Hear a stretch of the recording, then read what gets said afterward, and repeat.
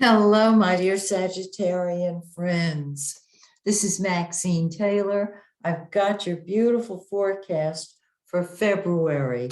And I'm going to get to it in a second, but first I want to answer some of the requests that I've had. A lot of people have asked me to teach them astrology. I mentor people. I do more than teach. And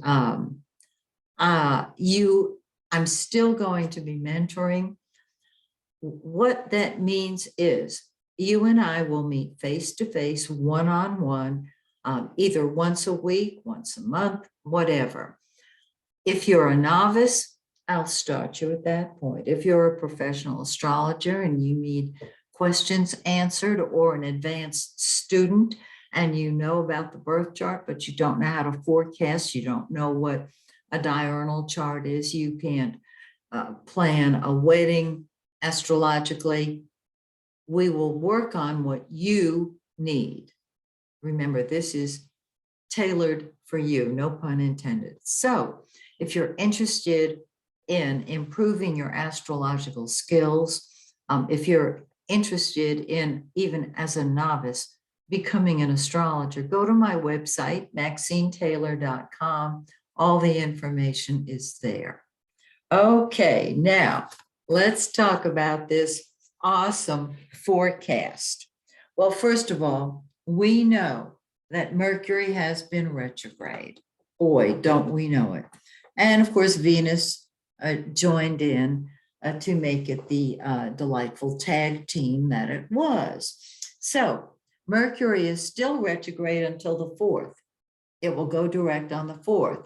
Now, before we start cheering, keep in mind it's going to move into the shadow of the retrograde until the 24th. When it's in the shadow of the retrograde, it feels just like Mercury is still retrograde. And I look at that as a golden opportunity to tie up the loose ends of those projects that I did not get to when Mercury was retrograde. Seriously. So I had so many things planned. I'm writing 3 books.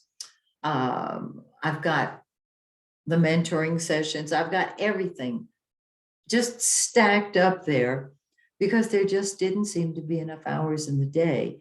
Well, during the shadow, there seemed to be enough. Okay? Keep in mind that Mercury will come out of the shadow on the 24th. So let's look at it. It's in your second house of money, income. And when it was retrograde, I bet that was cute.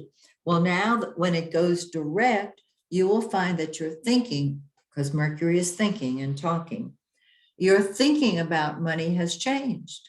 It has improved.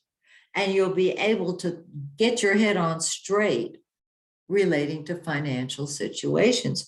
On the 14th, it moves into its own home, the 3rd house, and your mind is clear. You are expressing yourself beautifully. This is great. But let's go back to that 2nd house, because in the 2nd house, we have Venus and Mars. Venus is love and beauty and money, and it's in the 2nd house, and wherever it is, it makes things lovely and beautiful and happy. It is the lesser benefic, and wherever it is, it brings love. Next to it is Mars, passion, war, what you'll fight with and fight for. It's what comes first to you. And so you have been focused on money. And Mercury retrograde has probably not helped in the mix. And so Venus and Mars are conjunct, meaning they are right on top of each other, the 13th, 14th, and 15th. The 14th is Valentine's Day. This is the time perhaps to spend a little money on that very special person in your life, or to get out there and find them, or to create more money. Remember, wherever Mars is, that's what comes first to you. And I have found that Mars in the 2nd creates money. Mercury has been slowing things down. Mercury's moving on. Don't you love it? On the 14th, it moves into the third house, as I mentioned. You're expressing yourself. You're talking. Short distance travel is terrific. Are you doing a blog? Are you writing a book?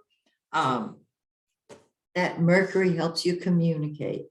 And the sun, the yellow planet, that's the center of our universe, the center of your life. So the center of your life turns out to be your ideas. Isn't that fabulous?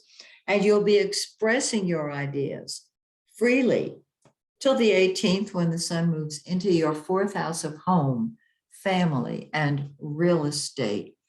And the center of your life is your family, your home, real estate.